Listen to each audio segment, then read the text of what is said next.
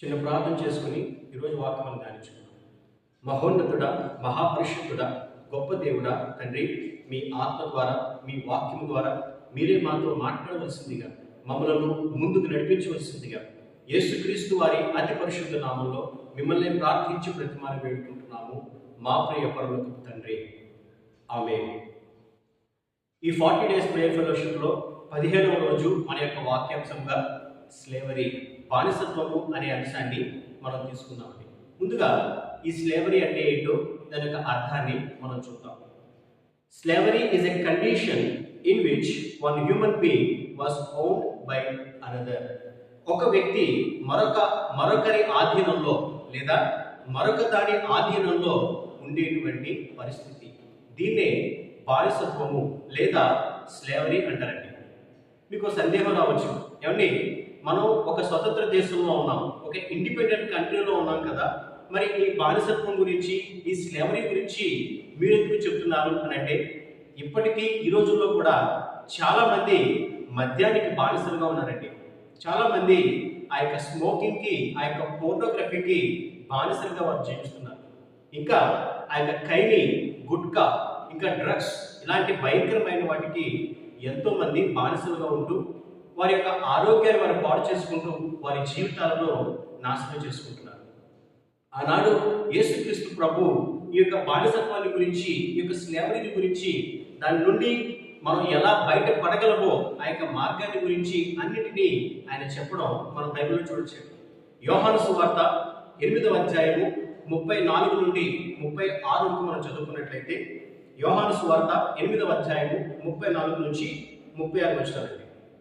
అందుకు యేసు, పాపము చేయు ప్రతి వాడును పాపమునకు దాసుడని మీతో నిశ్చయముగా చెప్పుచున్నాను. దాసుడు ఎల్లప్పుడూ ఇంటిలో నివాసము చేయడు, కుమారుడు ఎల్లప్పుడూ నివాసము చేయడు. కుమారుడు మిమ్మల్ని స్వతంత్రులుగా చేసినలా మీరు నిజముగా స్వతంత్రులై యుందురు.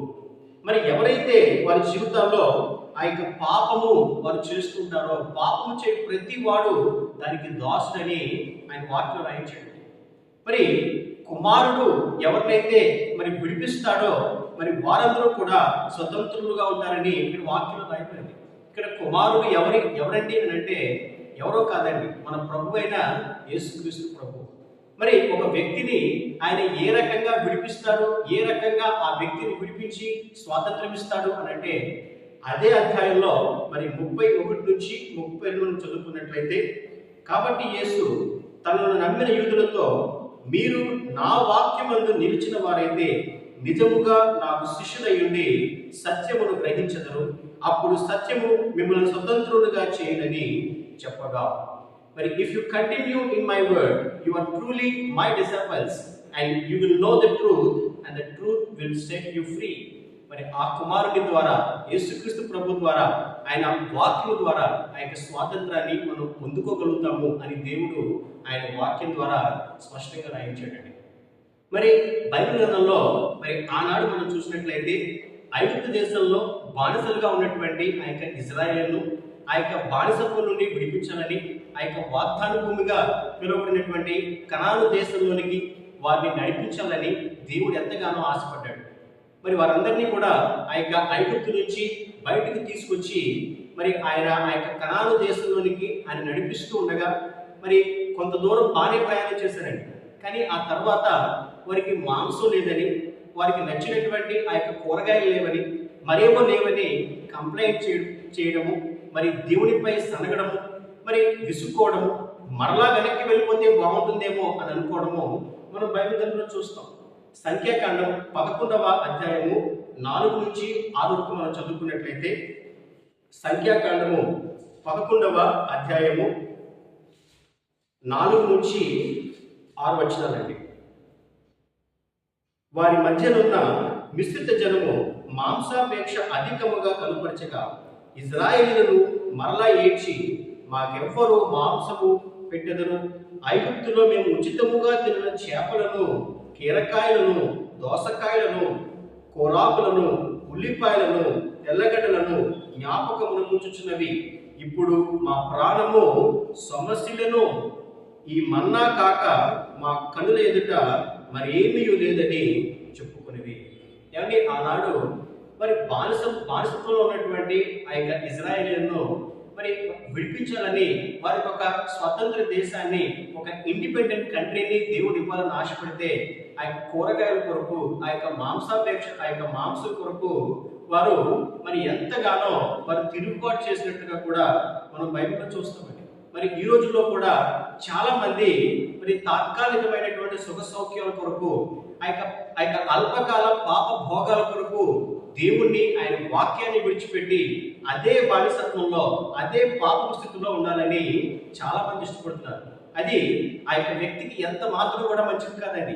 మరి అది ఆ వ్యక్తి ఆరోగ్యాన్ని పాడు చేస్తుంది, ఆ వ్యక్తి కుటుంబాన్ని పాడు చేస్తుంది. ఆఖరికి ఆ వ్యక్తిని రక్షణలోనికి వెళ్లకుండా ఆ యొక్క పాపము, ఆ యొక్క బానిసత్వము, ఆ యొక్క స్లేవరీ అనేది ఆ వ్యక్తిని వెనక్కి లాగుతుందండి. మరి ఈరోజు దేవుడు మనతో మాట్లాడుతున్నాడు. ఒకవేళ మన జీవితంలో ఏదైనా ఒక బానిసత్వంలో, ఏదైనా ఒక స్లేవరీలో మనం ఉన్నామేమో, మనం బాధపడవలసిన అవసరం లేదు, మరి ఈ స్థితి నుండి మనల్ని ఎవరు విడిపించలేరేమో అని మనం ఉండవలసిన అవసరం లేదండి. మనల్ని విడిపించగల సమర్థుడు, మనల్ని స్వతంత్రులుగా చేయగల సమర్థుడై ఉన్నాడు మనం నమ్ముకునేటువంటి మన ప్రభు. ఆయనే యేసుక్రీస్తు ప్రభు అండి. మరి ఆయన యందు విశ్వాసం ఉంచువారు, ఆయన వాక్యమందు నిలిచి ఉన్నవారు స్వతంత్రులే ఉంటారని దేవుడు ఆయన వాక్యంలో చెప్తున్నాడు. గలతీ పత్రిక 5వ అధ్యాయము 1వ వచనంలో చదువుకున్నట్లయితే, గలతీయన్స్ చాప్టర్ 5 verse 1. గలతీ పత్రిక 5వ అధ్యాయము 1వ వచనం అండి. ఈ స్వాతంత్రము అనుగ్రహించి క్రీస్తు మనలను స్వతంత్రులుగా చేసి ఉన్నాడు. కాబట్టి మీరు స్థిరముగా నిలిచి మరలా దాస్యమును కాడి క్రింద చిక్కుకొనుకుడి. మరి యేసుక్రీస్తు ప్రభు ద్వారా, ఆయన యొక్క రక్తము ద్వారా, ఆయన యొక్క వాక్యం ద్వారా ఈ స్వాతంత్రాన్ని, ఈ రక్షణను మనం పొంది ఉన్నాం. మరి ఆ స్థితిలో మీరు స్థిరంగా ఉండండి. అలా కాకుండా మీరు మరలా దాస్యమును కాడి క్రింద చిక్కుకొనకుడి అని దేవుడు ఆయన వాక్యం ద్వారా చెప్తున్నాడండి.